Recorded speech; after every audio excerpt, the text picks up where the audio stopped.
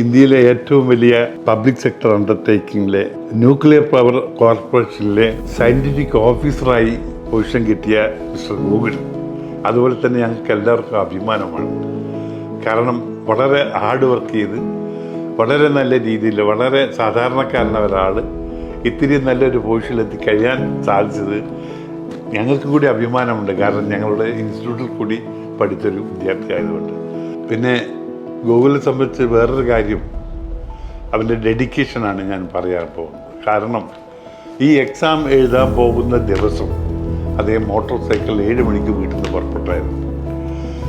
7 മണിക്ക് പുറപ്പെട്ട് 7 മണിക്ക് 7:45 അങ്ങനെ അവന് ഒരു ആക്സിഡൻറ്റ് സംഭവിക്കുന്നു. മോട്ടോർ സൈക്കിളിൽ യാദൃച്ഛമായി ആക്സിഡൻറ്റ് സാധാരണ നിസ്സാരപ്പെട്ട ഒരു ആക്സിഡൻ്റ് അല്ല.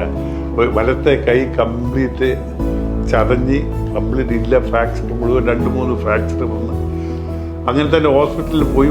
ആക്സിഡൻ്റ് ആയതിനു ശേഷം ഒടിഞ്ഞ കൈ വെച്ചിട്ടാണ് അവൻ എക്സാം എഴുതാൻ പോയത്. കാരണം കൈ എന്തായാലും തിരക്കേടില്ല, എക്സാം എഴുതാൻ എനിക്ക് അതിനുള്ള ആ മാനസികമായ ധൈര്യമാണ്, ഒരു സ്ട്രെങ്താണ്, കോൺഫിഡൻസാണ് അവൻ്റെ വിജയത്തിൻ്റെ കാരണം എന്ന് ഞാൻ വിചാരിക്കും. നമ്മളൊരു ലക്ഷ്യത്തിലേക്ക് ഇറങ്ങിക്കഴിഞ്ഞാൽ ആ ലക്ഷ്യം നേടുന്നവരെ ഞങ്ങൾക്ക് എന്ത് സംഭവിച്ചാലും ഒന്നുമില്ല എന്നുള്ള ഒരു മനോഭാവത്തോടെ പ്രവർത്തിക്കുന്ന ഇത്രയും വിദ്യാർത്ഥികൾ ഇന്ന് ഇന്ത്യക്ക് ആവശ്യമാണെന്ന് ഞാൻ വിചാരിക്കുക. അവർക്ക് എല്ലാ ഭാവങ്ങളും ഞാൻ നേരിടും.